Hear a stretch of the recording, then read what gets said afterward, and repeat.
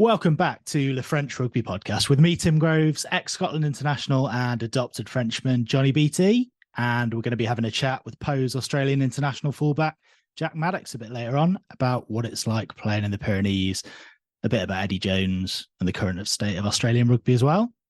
Before we start though, Johnny, it's a bit of is it a birthday, anniversary, some admin? 100 episodes we've reached. Can you believe it?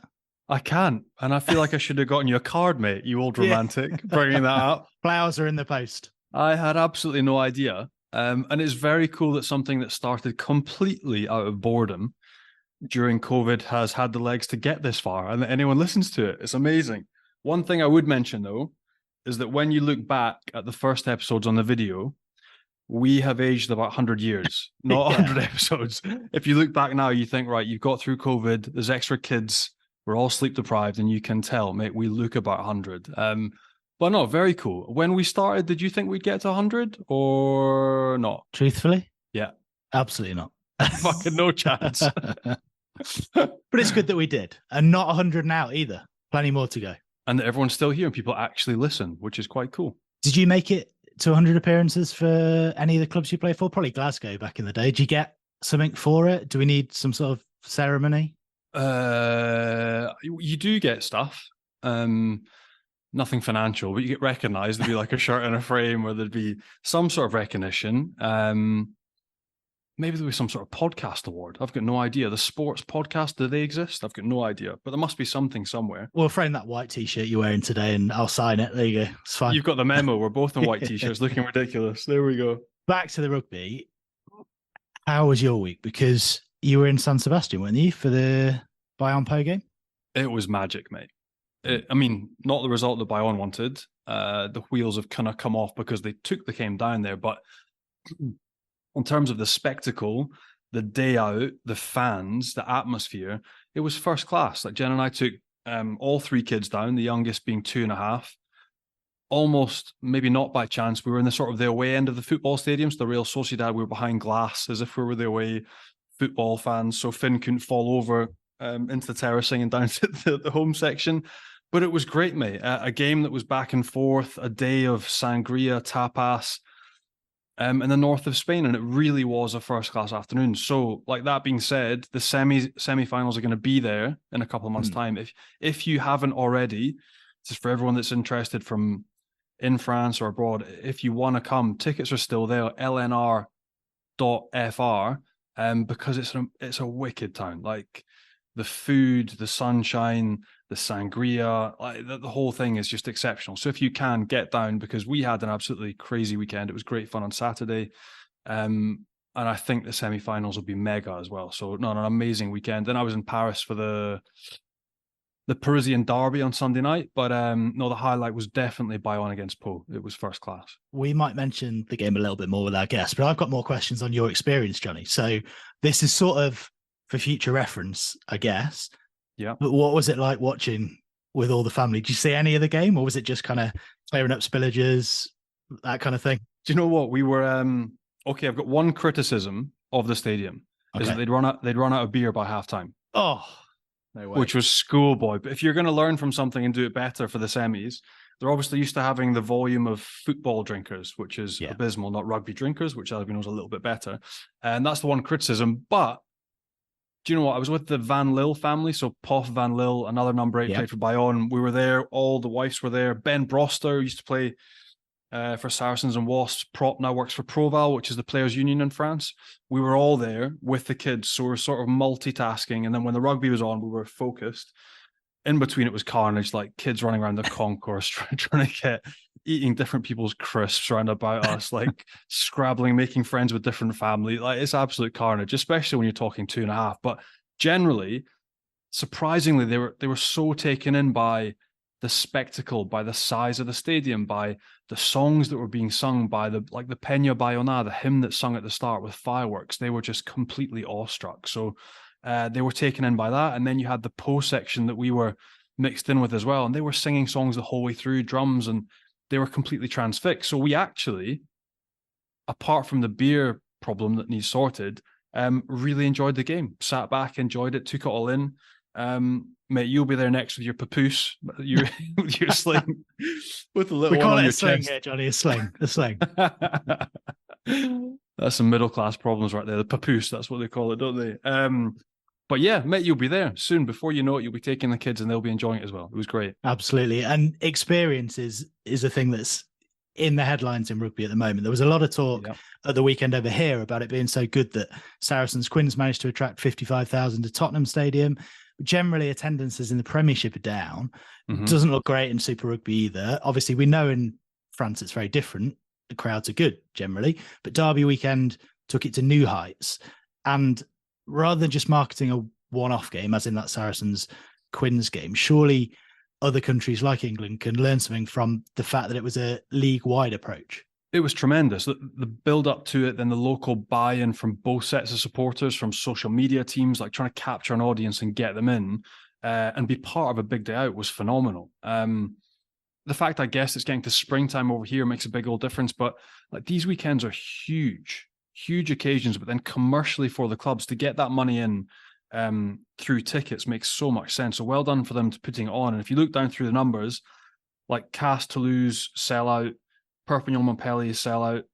The only ones that you're sort of, it's the big game. So Bayonne posed 38,000, but in the process, there's the performance versus the commercial. So they get a massive boost to their coffers, but Bayonne lost. Like that might be their top 6 chance gone. So from a sporting element, you're like, do you just sit and stay at home where you've been really hard to play against? They haven't lost at all. Or do you gamble and go big and try and get the commercial ticket? And like the commercial ticket and the spectacle was absolutely phenomenal. Bayonne, it was 38,000 tickets. Bordeaux, La Rochelle, 42,000. I think the total on the weekend was 160,000. Your average was about 23,000. So look, French rugby's in rude health anyway. Their ticket sales are up generally, but to have that boost to the coffers for each of these clubs on big weekends, like it's a great idea. So other leagues, different parts of the world absolutely should copy and take note. The example there at the Tottenham Stadium back in the Premiership was outstanding as well, like 55,000.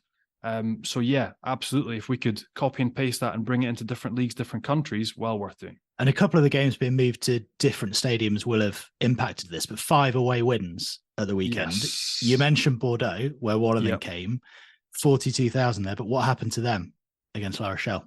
They were just beaten by better. La Rochelle, as we've talked about all year, they're a grisly old machine that works really well and is absolutely flying. And they just ground out another win at the weekend, efficient, powerful. And Bordeaux didn't have the answers. A team like, as we know, are going through transition as well. Their skipper Diaby spoke after the game and he just said exactly that. Like sometimes you just accept you've come across bigger and better. And they got absolutely smoked by La Rochelle. You've also got the assistants. So Julien Larle and Fred Charrier have just announced this week that they're off to Clermont to join Christophe Urios. So that behind the scenes, a little bit all over the shop doesn't help when it comes to the mentality of a group and morale either. So it doesn't help when you take it to the Matmut Stadium. Yes, you get that commercial boost, but on the field, it was difficult for them and they got completely overpowered. And you mentioned you were doing the Paris Derby on Sunday night. Christian Wade scored another impressive try to win it for Racing. Yeah. Talk us through Laurent Travers's press conference afterwards, though. It was class.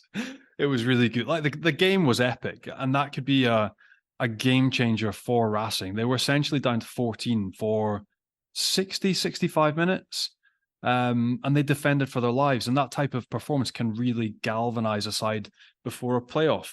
They're now 7th after that win. They were off it. They've got Finn Russell still to come back after his knee knock. And crazier things have happened. They could go on with that spot and do something with it.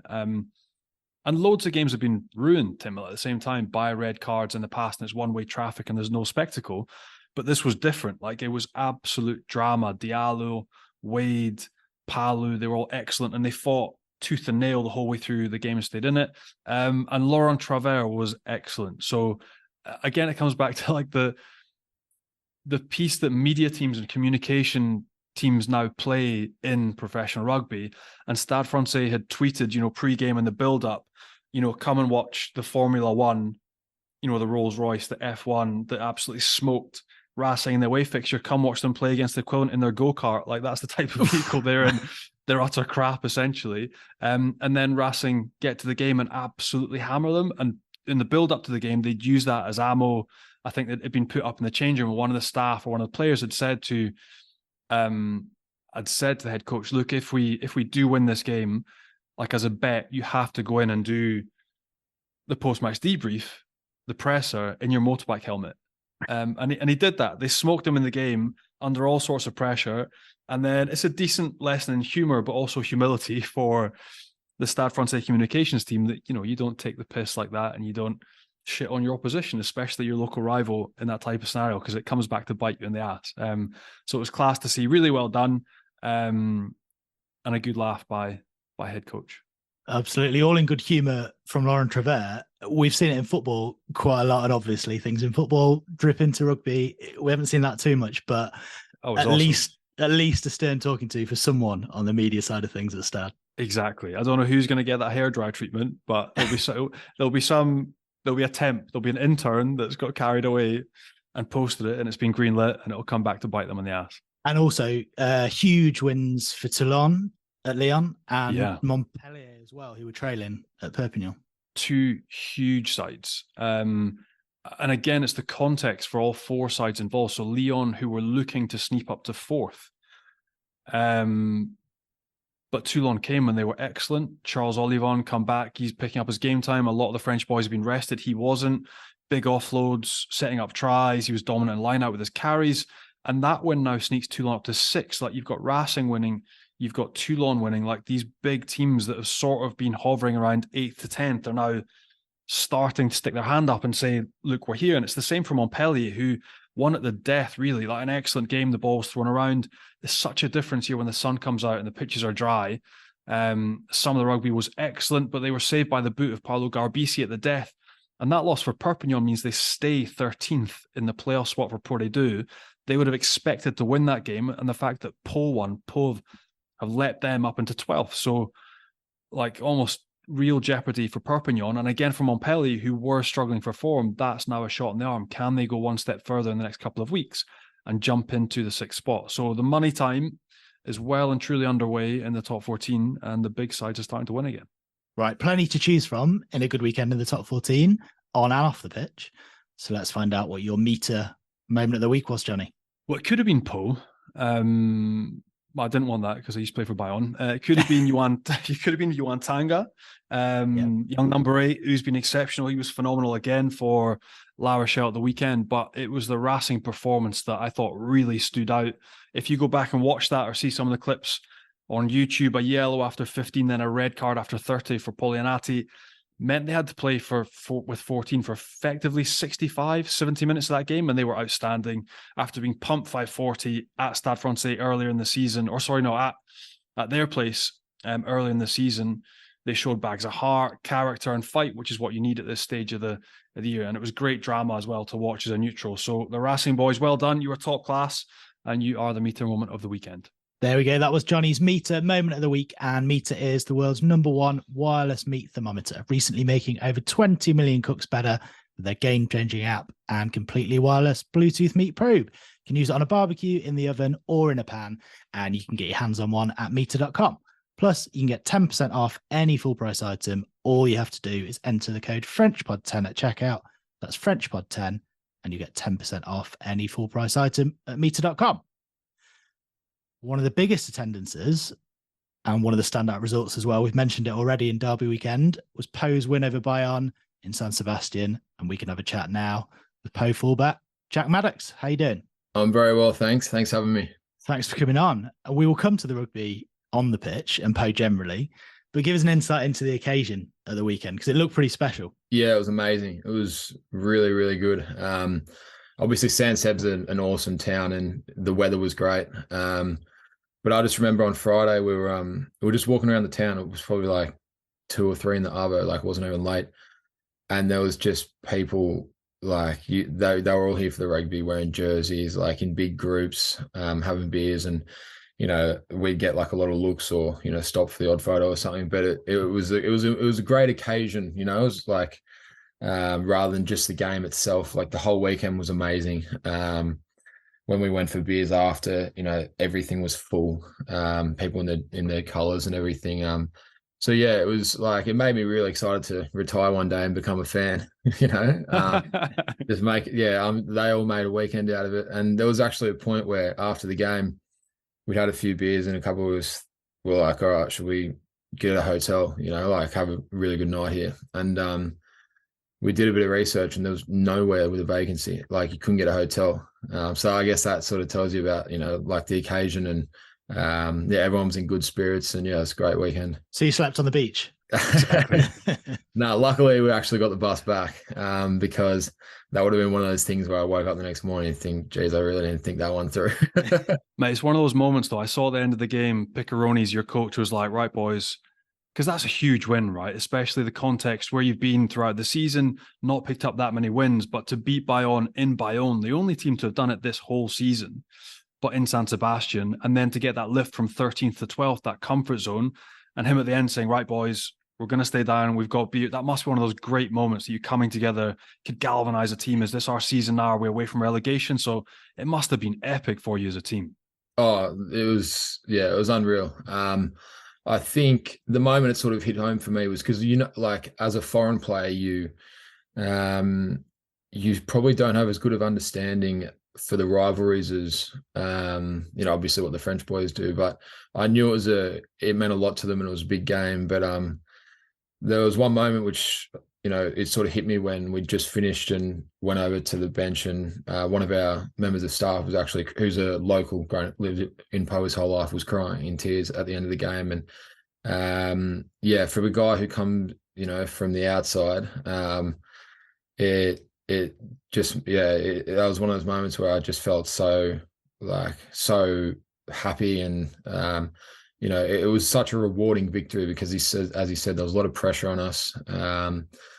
And after being off for 2 weeks, we had a tough loss against La Rochelle at home, and that stings. All you want to do is get back out there and play, and we had to wait, and we trained hard, and it was maybe the most satisfying win of my career. Actually, I can't say how good it was. That's awesome. And he was just crying because he knew the night out in San Sebastian. That's how happy he was. He knew the drinks were free tonight. Exactly. That's what you'd given him. But like generally, you talk like a load of passion about that potentially being the biggest win of your career. But like, what do you make generally of your time now in France, the crowds, the vibe, when you compare it to Super Rugby and the different comps? Like, how enjoyable is it? Oh, I love it.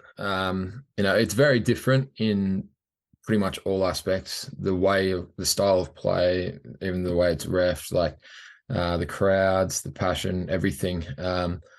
And yeah, it's something I'm really enjoying. Like I'm not, it's very different and you sort of take the good with the bad.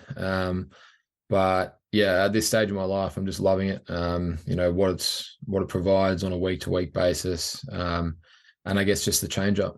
You spent 5 years in Super Rugby, 7 caps for the Wallabies, I think when you were only 21 at the time. So what was the kind of motivation behind the move to France and how did it come about?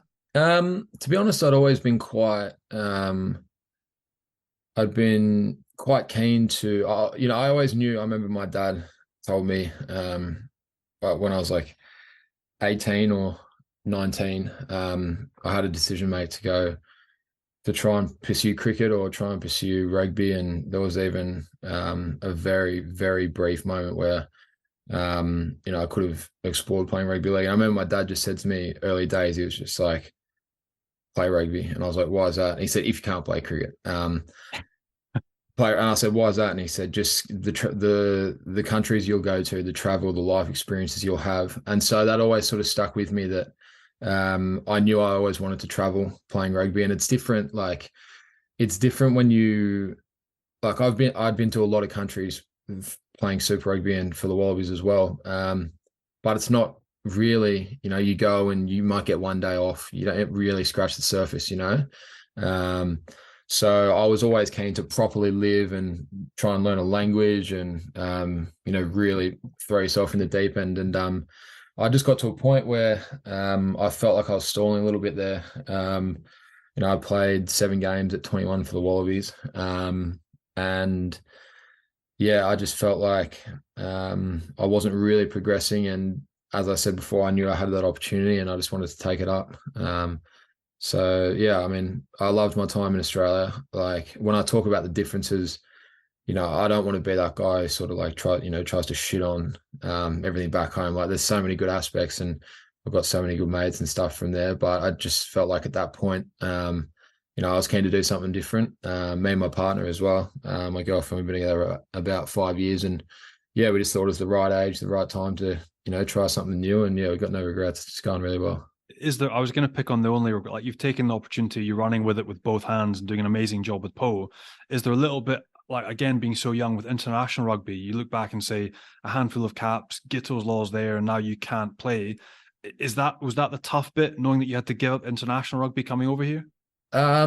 Yeah, but it wasn't something which, it wasn't exactly, on my doorstep at the time as well. And I remember speaking to one of the boys at the Waratahs who'd come to France when he was young and he didn't really have a good experience. And he said, it's actually a really good bit of advice. He said, if you're going to go, you got to fully commit and go, don't ever, be watching our games on a Friday and thinking, oh, I could have done that better. Or, like how the fullbacks in Australia go this week. Cause maybe I'd be a chance, like, just fully commit. And yeah, I've sort of done that. Like I watch some of the boys play back home, the Waratahs and the Wallabies games, and I support them, but more from a fan point of view, right? I'm, not like an armchair critic or anything like that. Like I've still love seeing my mates doing well and, want them to win every week. But no, I'm completely happy with, the fact that, what you potentially miss out on by coming over here. But as I said, I think the life experiences and everything that I'm gaining, I'm more than happy to sacrifice that if it was, to be there. You mentioned that you weren't in the squad when you did make the move over to Poe. Yeah, I was in the squad. So we did like at the back end of 2020, it was because of COVID, it was like a 12-week bubble we went into. And I remember when I first got into camp, I was quite what's the word? I was quite enthusiastic and thought I was in with a pretty good chance, but I think we had 8 or 9 games or something like that. And I didn't play one. And by the end, I was giving it everything I got. And, it was quite frustrating. The last few games, the feedback I was getting was, oh, you're training the house down. You're so close. And then, it was all sort of like a bit of a change in the guard with a new coach. And, I wouldn't say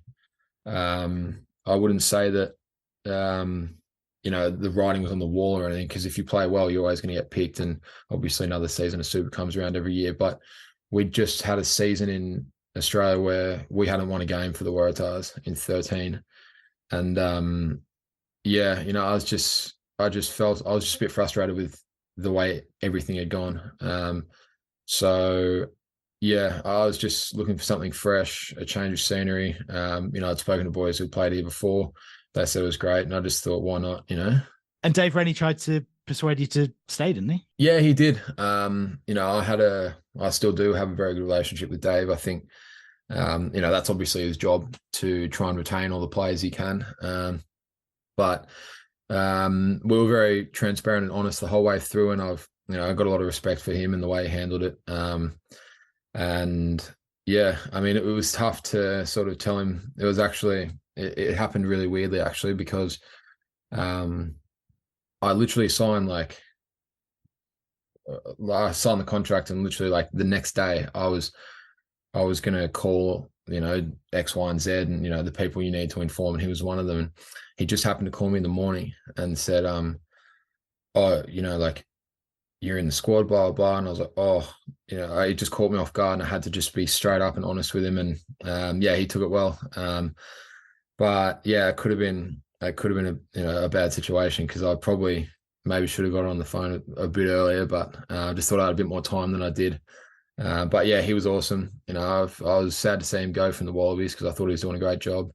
But yeah, it can be cruel business at times. And it's weird. You mentioned the fact that when you come, and like a former teammate saying, when you leave, you have to kind of park everything back home, and you can control that because you're focusing on your job here in France. But like, you're never going to control the coaches reaching out and contacting you. So like, has Eddie been on the phone to like sound you out and see what you're feeling about Aussie caps, or has that not happened yet? No, I haven't heard anything from Big Eddie, but like it's very exciting that he's back in Australia. I love him as a fan because I've never had anything to do with him professionally, but he's always got something to say, and I think in Australia that's going to be really good. It's obviously such a competitive environment there, and he's got such a big reputation. He sounds fascinating, from a player's point of view. Like you'd just love to go and get under a guy like him and just see what he can do with you, because he seems to be quite full on, but I guess as a player you want someone who's going to challenge you and try and get that extra 1-2% out of you. And you mentioned you've had no personal interactions with Eddie, but have you spoken to any of the guys in the Wallaby camp? Do you know how he's getting on so far or what he's like, Eddie? No, I actually haven't heard anything, but he's always got something to say in the media, so I still keep up to date with that a lot. And no, it's good. I mean, he's just box office, isn't he? He's always got something to say, and I think it's nice to see him being aggressive as well. So I think he's got such a big presence, and as I said before, I think rugby in Australia probably needs that, someone to get on the front foot. And I see he's done. I read something the other day that he wants to take him to Darwin before the World Cup and stuff like that. So, and just some of the stuff he says about reconnecting with grassroots and all that sort of stuff, I think he's spot on. Because I grew up ball boying every weekend, club rugby in Sydney. So I know that environment very well, and I played for East my whole life in Sydney. So I do think he's spot on there. If you can engage everyone in clubland and sort of bring everyone together, I think that's going to be so powerful for Australian rugby. And I think he's very right to identify that as like a priority. Johnny, you've been in some camps with the likes of Vern Cotter. Can you imagine that? A pre-World Cup camp with Eddie in the wilderness? Darwin? Not now, mate.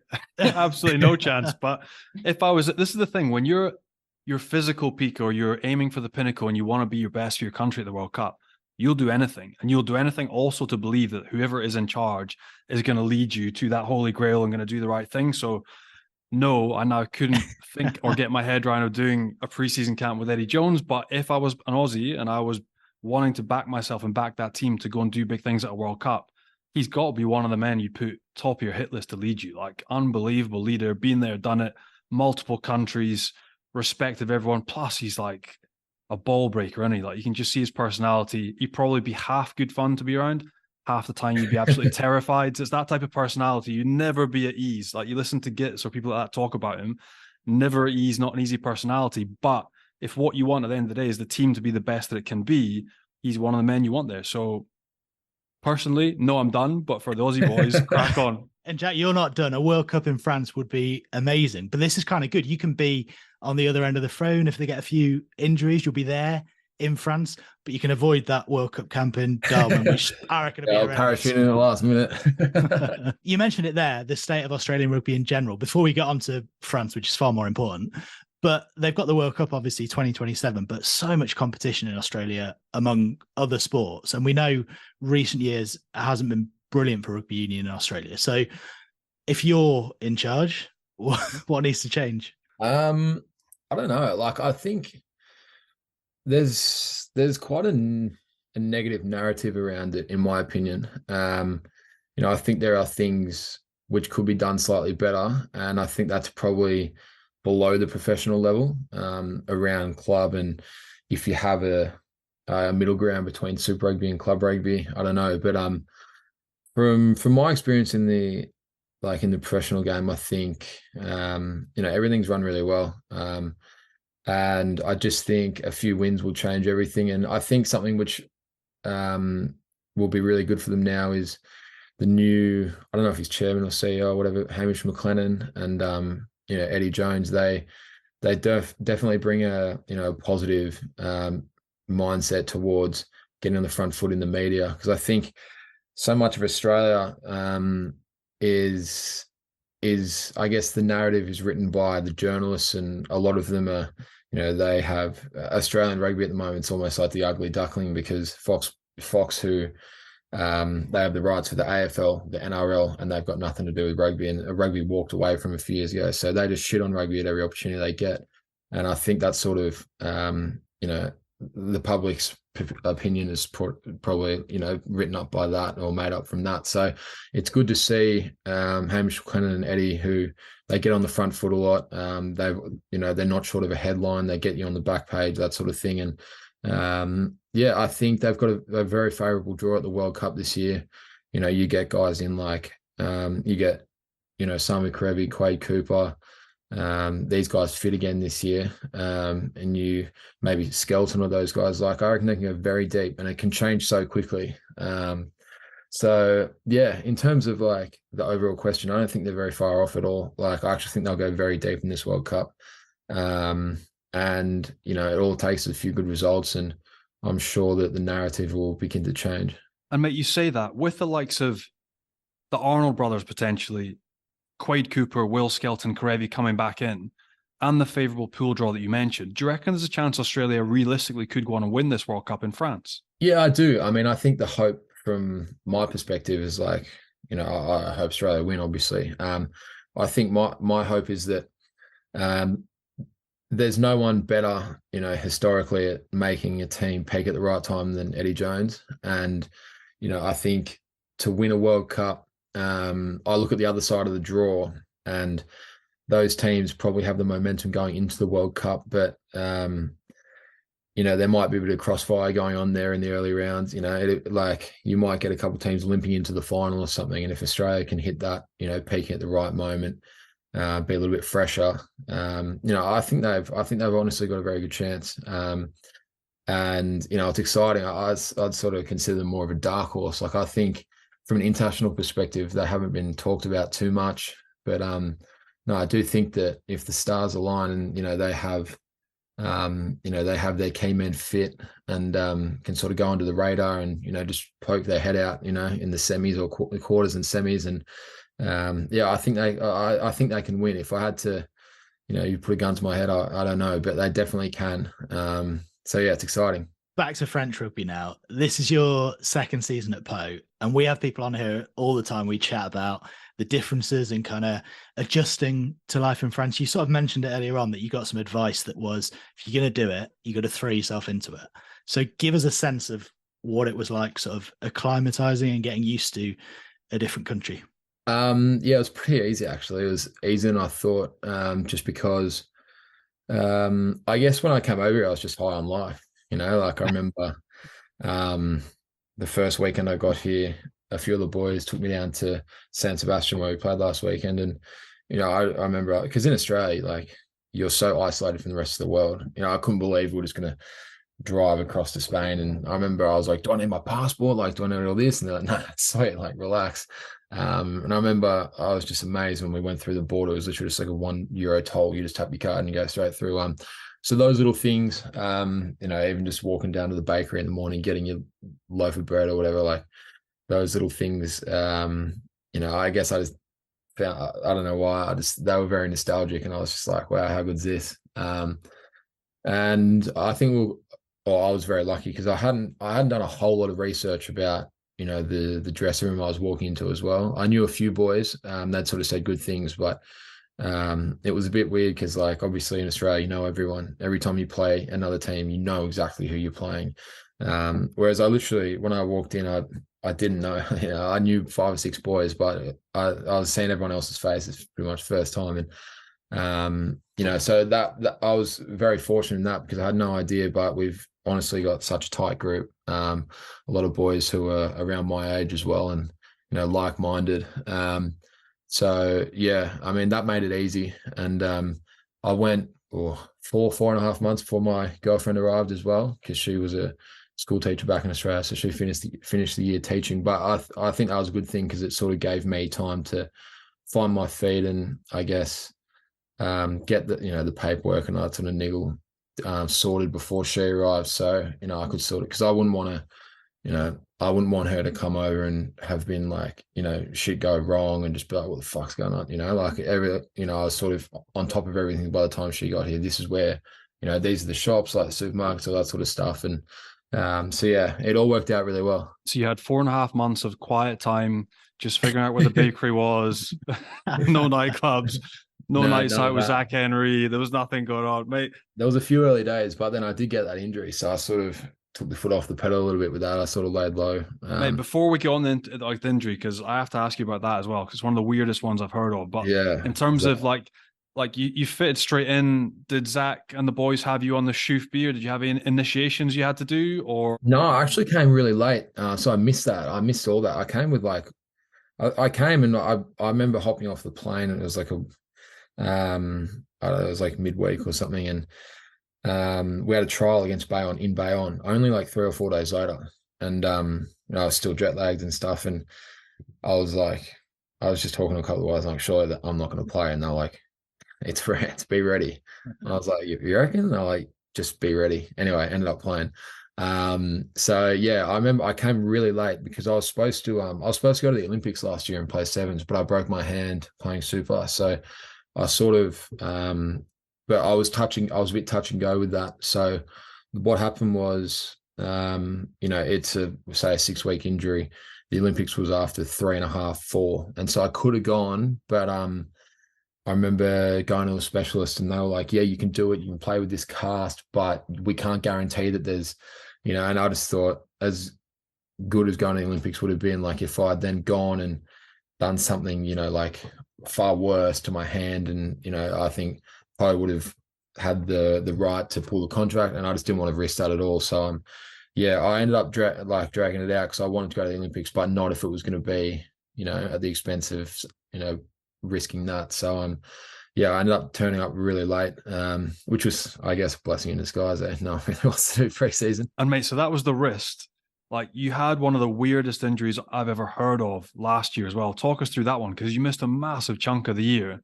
Yeah, a really, really strange injury, eh? Yeah, I only played 4 games last season. So yeah, I got a cork. We played against Stade Francais at home, and I got, I think you guys call it dead leg in England. That's right.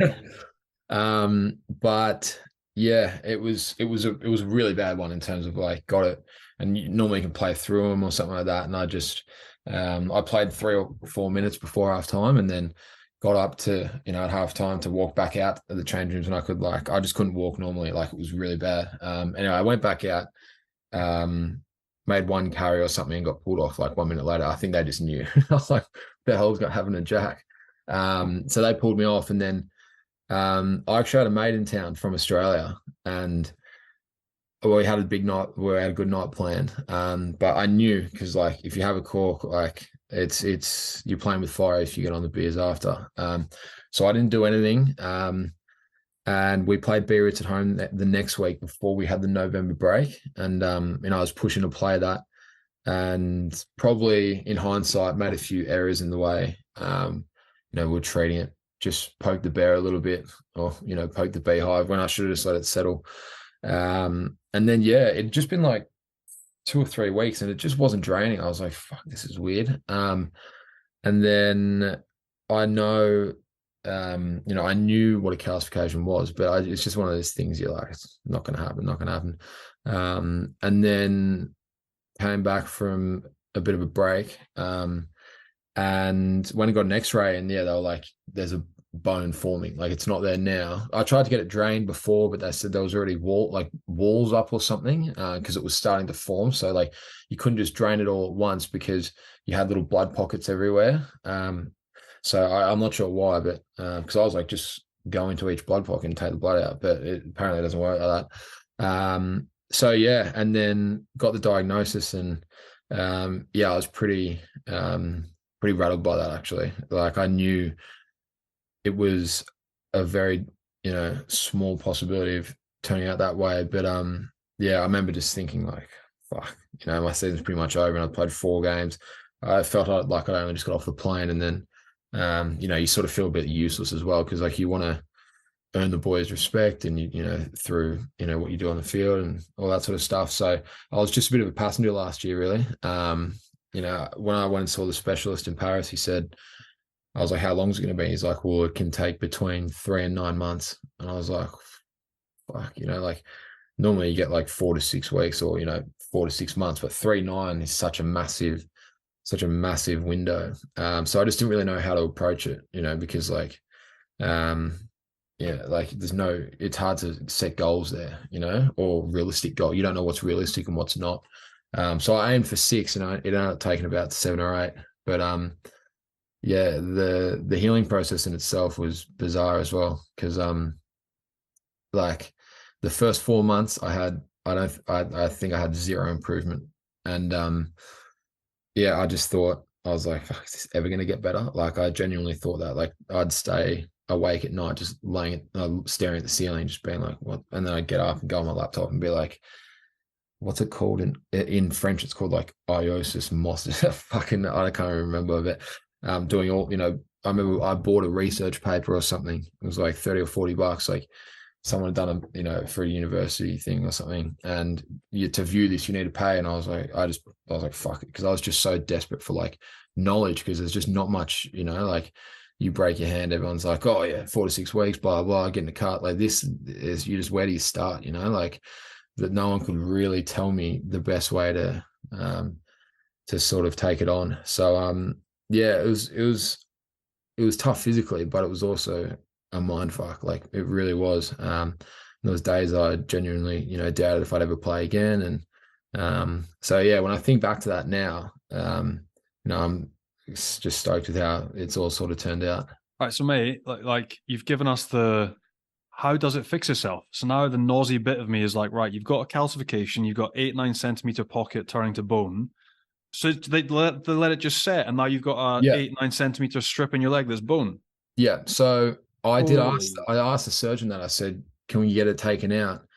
And he said, you can, but they don't advise getting it taken out. It's for like at least a year or 2 after it's formed, because it's not hard enough yet. So like, it's like going and taking jelly out. And he sort of said, if you do that, you've got to cut. So I don't know, what is it, your femur or something, like the bone in your quad that's already there. And then you've got about, I don't know, 10 centimeters of quad, and the bone sits right at the bottom.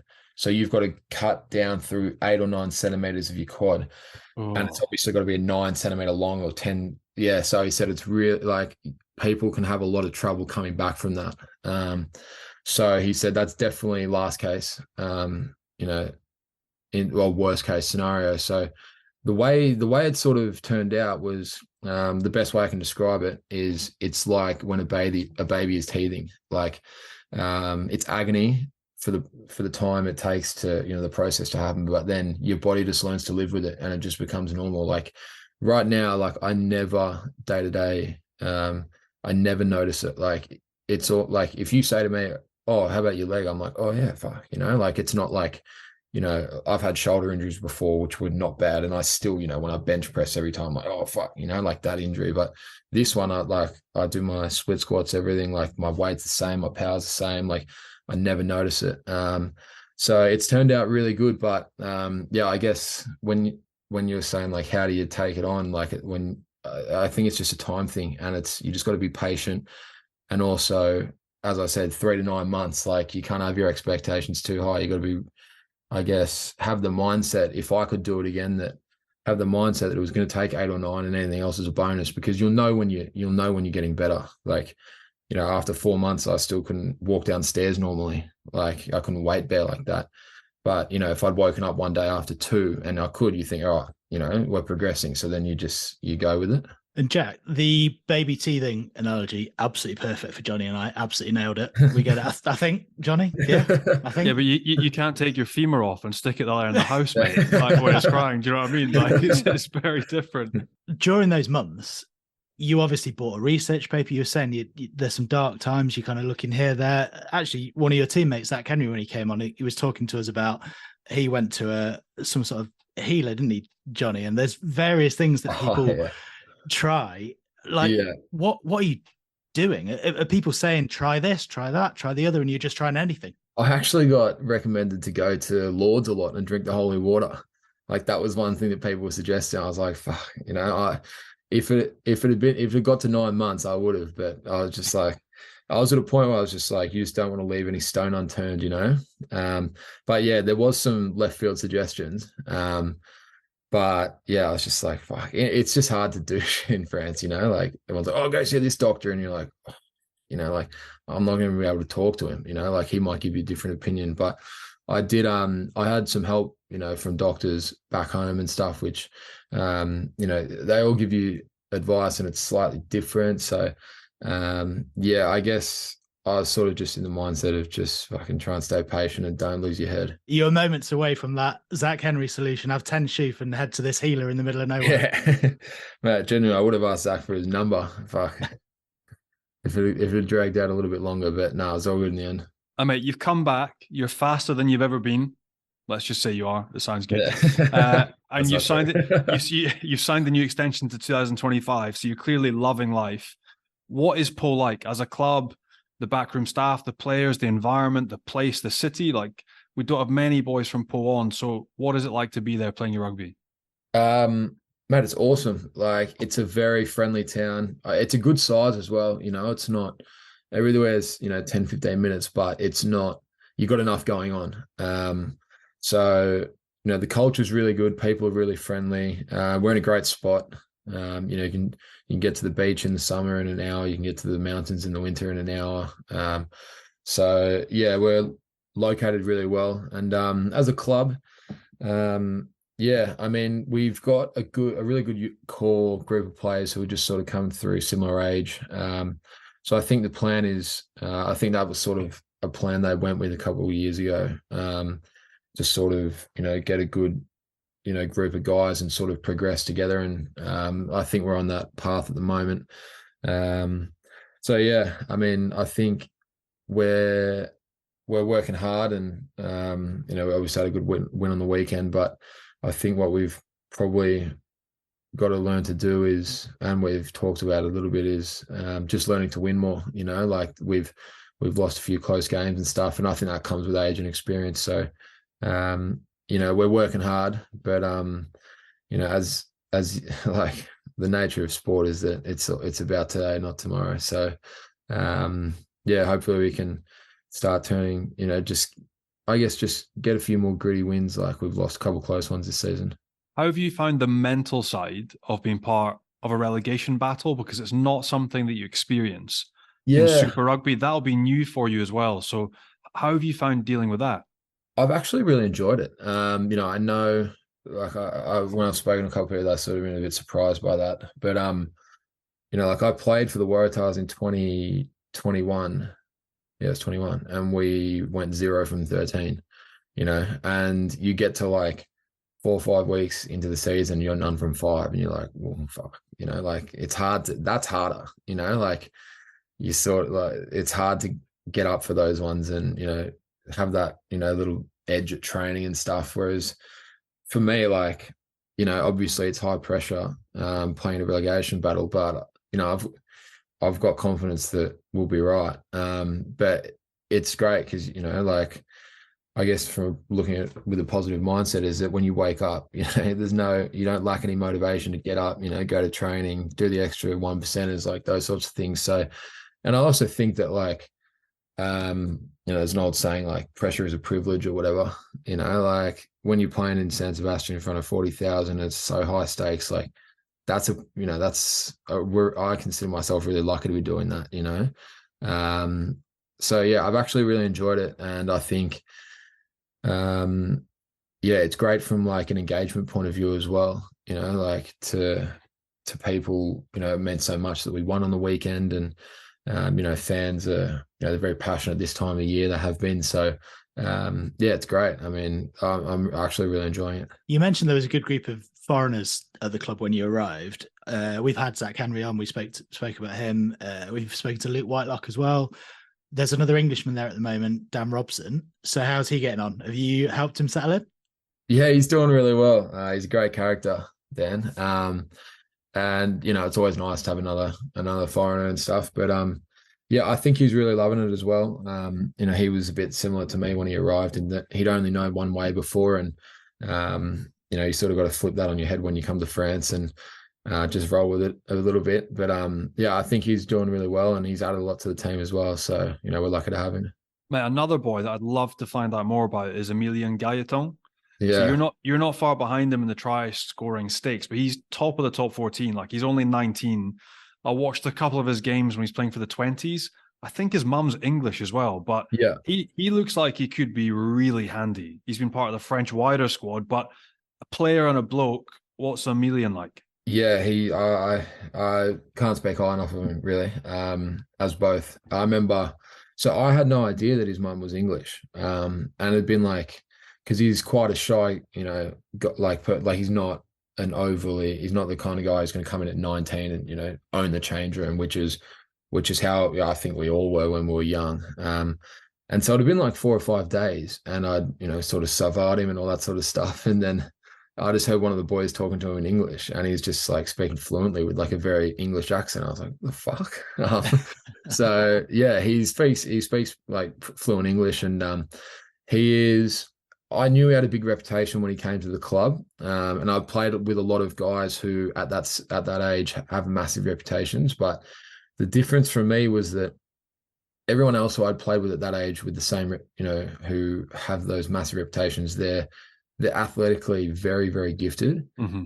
and they're a bit rough around the edges in the other parts of the game. Whereas he's the other way. He's top notch at those, like just the little details about, running his lines, his passing, like all that sort of his game understanding. Like he knows when to run, when to pass early, when to pass at the line. Like he's, he plays like a fucking 30-year-old, like his understanding's just so good. He doesn't overplay his hand, and he's only going to get better and better. He's a very good player. In terms of other players, it's probably a bit harsh to compare it to someone. He's obviously his own man, but give us a sense for people who don't know him well, what kind of a player he is, who he's like, and how good he can be. I don't know. Someone who I think he's got a bit of Conrad Smith about him.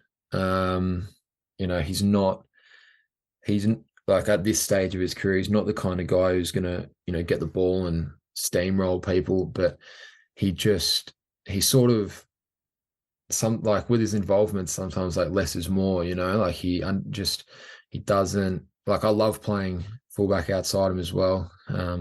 He understands, like I said before, when to pass, when to run. The time his pass is really good. He always puts it out in front of you so you can run onto it. Like just those little things, which, yeah, as I said, like you sort of get them in your more experienced older heads. It just seems to come naturally to him. So, I don't want to put too much expectation on him, but I think he's going very well, and I think he's just going to continue to get better. Not too much expectation, but Conrad Smith. So yeah, a little bit of Conrad Smith. And also, Johnny mentioned, I think Fabien Galtier is going lockdown. He's been in France squads, but he's not capped yet. So England could do with the centre. Any chance you could have a word? No, it was funny the other week that we were just like wearing bibs at training, and I don't know why, but he just happened to have one, had like a little England logo on it. And I was just like, oh, and a couple of Frenchies like, oh, no. Like, pretty quick to shut that down. I think they know they've got a good one. So, they're not going to take any chances with him. And mate, he came through the under-20s ranks with now your head coach, Sebastian Picaronis. What's he like, both as a coach and a bloke? Like we've had sort of different people on said different things, but how do you find him in general? What's he like? I really enjoy playing under him. Like it's, when I sort of came to France, I had this sort of expectation that I didn't know Seb, that, my coach was going to be like this highly emotional guy who, loved to scream and shout at the players. And, one day he was up, the next he was down. I guess that was sort of the stereotype I got sold when I was back home, but he's the complete opposite. I mean, I know he had that moment with the ref or whatever, he got suspended, and that was really out of character. Normally he's a very sort of placid guy. He's a very good people person. And yeah, I think he's been really good from a point of view of, I think when you sort of comfortable in a good way, not comfortable where you're too relaxed and, you take the piss or whatever. But, I think he's a very good people person, and, I enjoy playing for him, and I've got a good relationship with him. And you were a fly half in your younger days, weren't you? Yeah, I actually played that till I was 19. And am I right in saying that you got a bit of advice earlier in your kind of Australia career? Even Stephen Larkham were like, further down the line, you could become a fly half. Is that something that might happen or not? Well, we've actually got a 6-2 the last few weeks. And I've been, if anything happens to Zach, I'm in. So when I was in Australia, they put me there I trained. So my first spring tour with the Wallabies, I trained. I couldn't play. I was like a development player, but I trained at 10 for the second team. And I think I went all right on that tour, and they sort of, when I went back to Australia, the Rebels that started preseason, I think they'd sort of had a word to the Rebels and be like, we want Jack to play 10. So I played a couple of trials at 10, and then hastily got thrown back out wide. I just didn't really enjoy it much. And then I was sort of a bit resistant to it when I was back in Australia, but I don't mind it here, because back in Australia, the way I used to feel was I was younger as well. I've never sort of been that on the field, that personality. I'm sort of trying to learn to become that dominant personality, like bossing people around and stuff. I sort of more just like to go about my own business. But I used to not really like playing 10 in Australia. Like when you're a kid, it's fun because you touch the ball the most. But when you go professional, it just feels like you're babysitting everyone else. There's so much on your plate. You got to look after X, Y, and Z. Whereas the game's a bit looser here, so you can play off instinct a bit more. So yeah, I'm enjoying that aspect of when training and stuff, and when I have jumped in at 10, it's quite a different. You wear the same number, but it's quite a different role in France, is what I found in Australia. So I'm definitely enjoying when I do jump in there, and more open to playing there more in the future. And also, the scrum half takes a lot of pressure off in France, don't they? The scrum half's arguably the bigger general. Yeah, I mean that's something I realized when I was in Australia, is that when I was at the Rebels, Will Genya came back late, and when he'd go at 9 versus the others, we had just how much more control he took, and I really enjoyed that when I was younger. But I think when you play with an experienced 9, they sort of run the show a bit more. And I know Zach, he said the same thing to me when he was at Leicester with Ben Youngs. Like it just takes so much off your plate. And weirdly, to add to that, the amount of teams now that are playing two-sided attack or short-side attack, so the amount of times that are bouncing back down a short side and reloading with a fullback at 10, like it's more and more common. So is it the type of thing that as your career goes on, and like weirdly, we saw my mate yesterday, Stuart Hogg, retiring from all rugby, age 31. Whereas I'm like, there's a part of me that would wish that he maybe could have, well, why don't I go and play 10? Why don't I go and try it? Like he's got the skill set.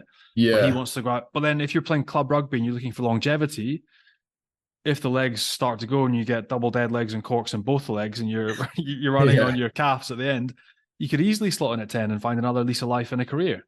Yeah, well, it is something I've thought about. It probably does buy a couple extra years on the back end of your career. And something which I think as well is that if you're going to practice the skill set of playing 10, at my age, 26, even though it's not your primary position, there's not, it's not wasted time. I mean, if you're practicing your catch pass, you kick, all these little intricate like skills, that's only going to help you as a player.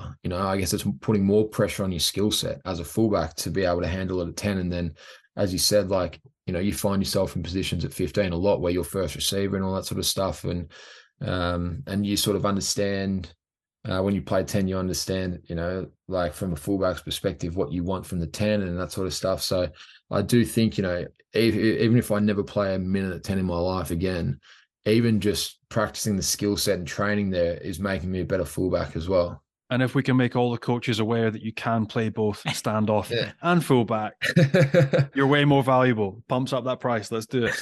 Absolutely. Let's say that you're going to go back to Australia in 2025 and you're going to wear the Wallaby number 10 jersey. Let's just say that now. Yeah, we mentioned Eddie O'Connor. Well, I was going to say, you mentioned Eddie Jones earlier on. If you were Eddie Jones, that's quite a debate at the moment in Australia, isn't it? Who's going to wear that number 10 jersey? So who would you go for?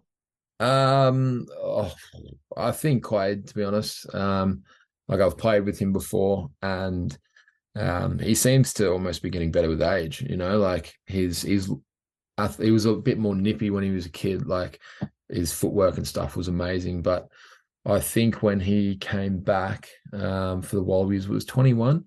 I just think the difference he made there is a calm head. He's got a great understanding of when, like, he doesn't overplay. I think he might have been guilty of that at times when he was younger, but he just seems to have a lot of control over the team. And, I guess like a sign of a good player is he seems to make others around him play better when he's in that environment as well. So yeah, I think he's probably a logical choice. But if you're looking for a bolter, I've watched, because I still watch a fair bit of Super Rugby. Rebels and Reds young 10s, Carter Gordon and Tom Liner. They've started the season. They look pretty good, pretty handy, those two as well. So it's good for Australia. You know, it's a position where there probably hasn't been that depth over the last 4 or 5 years. You sort of had Quade, Bernard, and that was about it. But yeah, it's good to see that they've, you know, got a few guys emerging, you know, out of the pack now. And you mentioned one of the attractions of going to France is sort of the proximity to everywhere else. If you get some time off, you can go here, there, and everywhere. European rugby for the next couple of weeks, and you guys aren't involved before a big return to the top 14 and some massive games at the end of the season. Yeah. So you got any plans for your couple of weeks off? Yeah, I'm actually heading up to the Netherlands this weekend. Awesome. My brother lives there in Rotterdam. So he arrived probably October last year. I haven't been to see him yet. Obviously, the season's a bit more congested in the early parts. So I'm actually really looking forward to going and seeing him.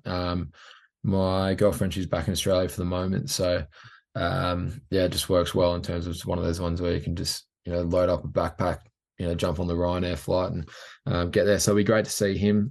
Obviously, we're in Spain last weekend and, you know, in France now. So like I was saying, like that's, you know, the novelty of that to me is still, you know, it's still pretty real. So, it's so good to just be able to travel around and stuff. And, I mean, it's another bit of advice which I got was when I came, just travel all you can. I mean, I've seen so many new places and I haven't been to Netherlands yet, so I'm keen to get up there this weekend. On your brother, is that your brother Will that used to play sevens? Yeah. Mate, again, people won't know. Tell his story, because he's got one hell of a story after everything he's been through as well as a youngster. Yeah, so when we were young, we used to, like, Will and I, so I've got 3 older brothers. Will and I were sort of like, we're 3 years apart, but like one of my other brothers calls us the twins because we were always sort of raised together. Like we shared a room till I think I was 14, he was 16, like, you know, 2 single beds next to each other. We've been very close our whole life. And yeah, one day we were on a family holiday. So he just noticed like his eye just kept weeping, like just tears coming out of him. You're like, what the hell? And so the doctor was like, oh, I'll take these anti-inflams or whatever, blah, blah. Anyway, went on family holiday and knowing Will, he forgot his tablets. He's very forgetful, Will. And so we went to another GP where we were on holiday, just be like, oh, can we just get a top up? You know, Will forgot his, and they're like, I think this could be something a bit more serious. So ended up sending him for scans, blah, blah, blah. I think he was 15 at the time or 14. Anyway, got diagnosed with non-Hodgkin's lymphoma, cancer.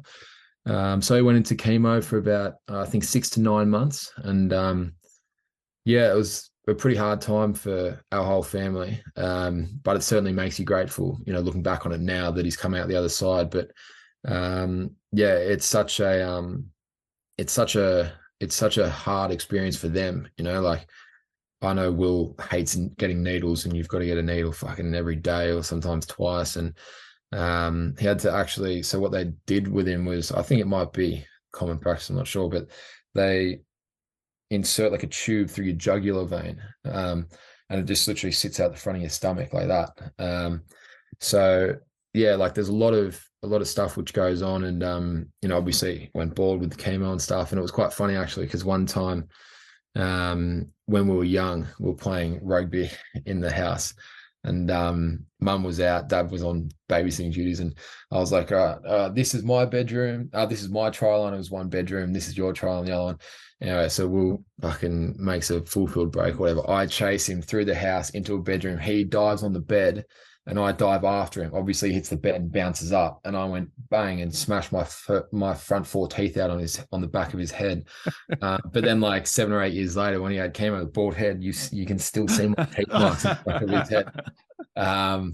So yeah, I mean, it was a tough time, but looking back on it, you know, it makes you very grateful that things have turned out the way they have. And so when he got into remission, he was like 15 or 16. I think he was like 50 kilos or something. Like he was already a small kid. And then it was just at that age where he started to hit puberty, and probably stunted him for another 18, 24 months. So he was tiny.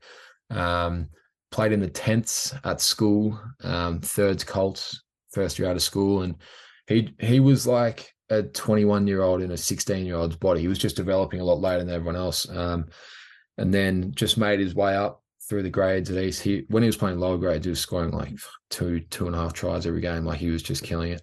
And then ended up playing for Australian Sevens. So yeah, he's had a really good story, and he went to work. He got squeezed out a bit in COVID with the Sevens, but then he went and worked in a job in finance. And I'd always been very vocal to him about, I think you need to do something. He just lived in Sydney his whole life. He was very comfortable. I was encouraging him to get out and do something different. And then one day he just called me and said, "Oh, one of my mates is going to Rotterdam to play rugby. Like, I think," he asked his coach if, he'd be interested in having me. And he said, yeah. So, I was like, "Mate, you fucking need to take that. I'll be off you if you don't." So he did it, and I think he's loving it. I think, like, similar to what I was saying when I first came to France, just those little things, like the differences in culture and all that sort of stuff, just meeting new people. It's just a great experience. I think he's pretty high on life at the moment. Absolutely amazing story. And Rotterdam isn't going to know what's here this weekend, I'm guessing. Well, it's funny because, as you can imagine, we had a few beers after the game on Saturday, and I text Will saying, "What's the agenda this week?" Like, I was hinting at it, but I was like, I don't think, I'm not coming in full, guns fully blazing. And he was like, "Oh, it's our roommate's last weekend before he goes back to Australia, so we've got a champagne breakfast starting 10 a.m. our house." And I was just like, "Oh fuck." Yes. So yes. Yeah, I'm sure I'll be stinging by the time it comes around, but at the moment, fuck. You got plenty of time to recover after that, don't worry. Yeah, not a game for a while. It's true. You got to enjoy these moments. Mate, that'll be awesome. Enjoy it. Have an amazing weekend. Enjoy Europe. Will do. Thanks for having me, guys. All the best. Cheers, Jack. Cheers. See ya. What a story, Johnny. Always interesting when you get someone on who people probably don't have many preconceived ideas about, and some of the stuff there fascinating. Yeah, I don't think many people in Europe will know much at all about Jack, but a guy that burst onto the scene in Australia, got capped really early on, but certainly had no qualms about moving off for pastures new, trying something completely different. He really did struggle last year with that injury. Again, that pickled my mind learning about that injury, but when you see him play the way he played this weekend against Bayonne, when you see him in confidence, he's a real athlete. And more importantly, he's an awesome bloke, like happy to come on, chat away. How good that he gets to go away to Holland this weekend, have a weekend with his brother Will. But yeah, just a good boy, another great lad to have on. And yeah, it'll be an interesting next few weeks for them without European rugby. Will that possibly help, Po? The fact that they don't have distractions in European rugby, I think it'll probably help them. After that big win on night out in San Sebastian, they'll be good come the end of the season. So no, delighted to have him on. Great boy, and all the luck in the world to the rest of them for the rest of the year. Speaking of European rugby, return the Champions Cup. Who are we looking at from a French perspective? Do you think he's going to go well? So I'm in La Rochelle this weekend for La Rochelle Gloucester with BT Sport. I think that should be a home win. La Rochelle, you'd think, will be too strong for Gloucester. Exeter Montpellier, I have absolutely no idea, because Exeter at the minute are probably as poor as I've seen them in the past 10 years. Would that be fair, Tim? You probably watch more Premiership than I do, but I would say as poor as I've ever seen them, plus an Exodus at the end of the year, a little bit lost. But I've got no idea if Montpellier will seize that opportunity or whether they'll put out a decent team. That is, I was going to say, we'll know when they put the teams out on Friday. That's the only time we'll know. That's what. But the importance now for these guys, especially Montpellier winning in Perpignan at the weekend, is, well, we've got a shot at the top 6. So do they stick their eggs in that basket, rest their players, and go big guns for the top 14? That's going to be the question for them. But potentially that's an opportunity to go to Exeter and win. And then Toulouse Bulls, I think, is going to be the hardest game of the weekend, and that a lot of our European rugby fans won't know too much. You maybe follow the URC, but our French rugby fans won't know anything about the Bulls. They're a proper team, and they can really play. They're physical, they're abrasive, they play for 80 minutes. So that will be the biggest test, but I would still back Toulouse after having rested quite a few of the players this weekend against Cast to win at home as well and make it through to the quarters. And on the Montpellier one, and probably relevant for some of the Challenge Cup ties involving a lot of French teams as well, because this is back-to-back with the quarterfinals, if you get through next weekend, that can change some teams' opinion as well, because you maybe don't want players to have 3 weeks off at this stage of the season, essentially between games. I don't know, mate. You look at those Challenge Cup games, Scarlets against Brive. Do Brive have any interest in playing in the Challenge Cup? No. Perhaps not then. And they don't want to get through to a quarterfinal. They want to have everyone fit, everyone ready. If they can have 2 weeks off and have hard training days, but get everyone 100% fit for their next top 14 fixture, they would take that. And you look down through those fixtures in the Challenge Cup, you've got Stade Francais against Lyon. Again, 2 teams, Stade Francais comfortably in the top 4, Lyon hovering around top 6. They're currently 4th, I think, but what are their ambitions going to be? I don't know. In that games can move so quickly and things can change so fast in the last 4 or 5 games of the regular season. Toulon against the Cheetahs.